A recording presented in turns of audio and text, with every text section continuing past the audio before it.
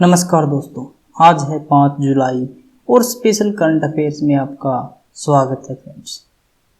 आज का हमारा पहला क्वेश्चन है, प्रधानमंत्री गरीब कल्याण अन्न योजना क्या है? व्हाट इज प्रधानमंत्री गरीब कल्याण अन्न योजना?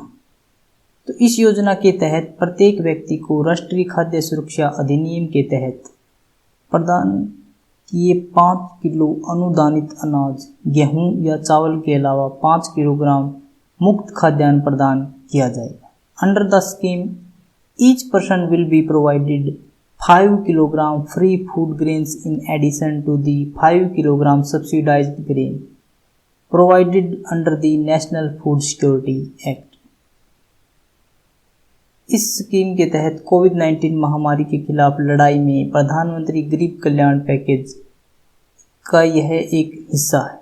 इस योजना के तहत 80 करोड़ राशन कार्ड धारकों को कवर किया गया है। इस योजना की घोषणा 3 महीने अप्रैल, मई और जून के लिए की गई थी, लेकिन अब इसको बढ़ाकर अक्टूबर तक कर दिया गया है। एक्सीलरेट विज्ञान योजना किसके द्वारा शुरू की गई? The accelerate science scheme has been launched by which? विज्ञान और प्रौद्योगिकी विभाग के सांविधिक निकाय विज्ञान एवं इंजीनियरिंग अनुसंधान बोर्ड द्वारा स्टार्ट की गई है एक्सीलरेटर विज्ञान। यह योजना विज्ञान के क्षेत्र में कैरियर बनाने के इच्छुक छात्रों को रिसर्च, इंटर्नशिप, अक्षमता निर्माण कार्यों और कार्यशालाओं से संबंधित एक मंच प्रदान करने के उद्देश्य से शुरू की गई है। राष्ट्रीय चिकित्सा दिवस कब मनाया जाता है? When is national doctors day celebrated? 1 जुलाई, 1 जुलाई को नेशनल डॉक्टर्स डे सेलिब्रेट किया जाता है। इस दिवस के आयोजन का मुख्य उद्देश्य समाज के प्रति चिकित्सकों के योगदान और उनकी प्रतिबद्धता के लिए उनका आभार व्यक्त करना है। भारतीय समाज में चिकित्सकों को भगवान के समान दर्जा दिया जाता है। भारत में राष्ट्रीय चिकित्सक दिवस के आयोजन की शुरुआत 1991 में हुई थी। इस दिवस का आयोजन पश्चिम बंगाल के दूसरे मुख्यमंत्री और चिकित्सक डॉक्टर विधान चंद्र रॉय के सम्मान में किया जाता है। प्लाज्मा थेरेपी क्या होती है? What is plasma therapy? तो ठीक हो चुके रोगी के शरीर से एस्पेरिसिस तकनीक से खून निकाला जाता है, जिसमें खून से प्लाज्मा या प्लेटलेट्स को निकालकर बाकी खून को फिर से उसी रोगी के शरीर में वापस डाल दिया जाता है। Apheresis technique is extracted from the body of the cured patient, in which plasma or platelets are removed from the blood and the remaining blood is again put back into the body of the same patient। Delhi सरकार ने corona virus से संक्रमित लोगों की सहायता के लिए एक प्लाज्मा बैंक स्थापित करने की घोषणा की। राष्ट्रीय परीक्षा बोर्ड की स्थापना कब की गई थी? When was the National Examination Board established? 1975, 1975 के अंदर राष्ट्रीय परीक्षा बोर्ड की स्थापना की गई थी। राष्ट्रीय परीक्षा बोर्ड की स्थापना 1975 में राष्ट्रीय चिकित्सा विज्ञान अकादमी के एक विंग के रूप में हुई थी। इसका कार्य राष्ट्रीय स्तर पर स्नातकोत्तर चिकित्सा परीक्षाओं को आयोजित कराना है। 1982 में इसे स्वास्थ्य एवं परिवार कल्याण मंत्रालय के अंतर्गत एक स्वायत्त संस्था के रूप में पंजीकृत किया गया था।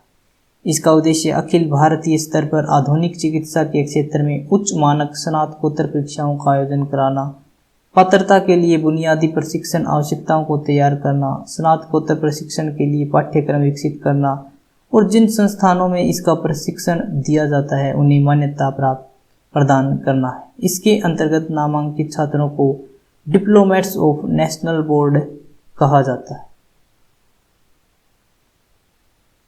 अगर आपको करंट अफेयर्स के लिए प्रिपेयर करना है, चाहे फिर आप एसएससी की तैयारी कर रहे हो या एचएससी की, बैंकिंग की कर रहे हो या आरआरबी रेलवे की, तो फ्रेंड्स आप यहाँ से कर सकते हैं। राष्ट्रीय चिकित्सा विज्ञान अकादमी कब बनाई गई थी? When was the national academy of medical sciences formed?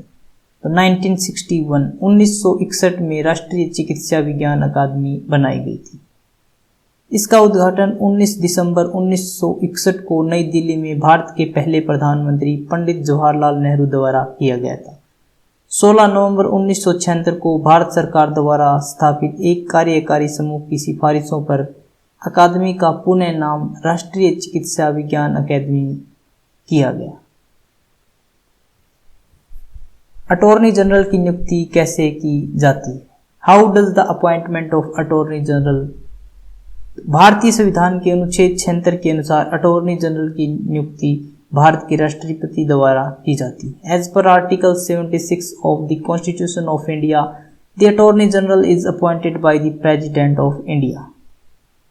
Bharat का अटॉर्नी जनरल भारत का सबसे बड़ा कानून अधिकारी होता है। अटॉर्नी जनरल सभी कानूनी मामलों पर केंद्र सरकार को सलाह देने का कार्य करता है। इसके अतिरिक्त भारत का अटॉर्नी जनरल सर्वोच्च न्यायालय में केंद्र सरकार का प्रतिनिधित्व भी करता है। अटॉर्नी जनरल के रूप में नियुक्त होने के लिए उन योग्यताओं का होना अनिवार्य है जो उच्चतम न्यायालय के किसी न्यायाधीश की नियुक्ति के लिए आवश्यक है। अटॉर्नी जनरल के रूप में नियुक्त होने के लिए आवश्यक है कि वह व्यक्ति भारत का नागरिक हो, उसे उच्च न्यायालय के न्यायाधीश के रूप में कार्य करने का 5 वर्षों का अनुभव हो या किसी उच्च न्यायालय में वकालत का 10 वर्षों का अनुभव हो, अथवा राष्ट्रपति के मतानुसार वह न्यायिक मामलों का योग्य व्यक्ति हो। गौरतलब है कि संविधान में अटॉर्नी जनरल के कार्यकाल के संबंध में कोई निश्चित व्याख्या नहीं दी गई। हालांकि राष्ट्रपति द्वारा कभी भी उन्हें इस पद से हटाया जा सकता है। इसके अलावा अटॉर्नी जनरल किसी भी समय राष्ट्रपति को अपना इस्तीफा सौंपकर पद मुक्त हो सकता है। नैनो टेक्नोलॉजी क्या है? What is nano technology? Nano technology एक ऐसी तकनीक है जिसके माध्यम से 1 नैनोमीटर से लेकर 100 नैनोमीटर तक के आकार की सीमा पर नियंत्रित बदलाव के माध्यम से नई एवं अभिनव सामग्रियां विकसित की जा सकती हैं। Nano technology is a technique through which new and innovative materials can be developed through controlled variation over a range of size from 1 nanometer to 100 nanometers. Nano particle वो पदार्थ हैं जो 100 या नैनोमीटर से कम आकार के होते हैं। नैनो पार्टिकल में एक कण से दूसरे कण की सतह के वॉल्यूम में उच्च अनुपात पाया जाता है तथा ये कण मुख्य रूप से ऊंचे तापमानों पर डिफ्यूजन अर्थात फैलाव के लिए तीव्र चालन बल प्रदान कर सकते हैं। सेंट्रल जू अथॉरिटी कैसा निकाय है? What kind of body is the central zoo authority?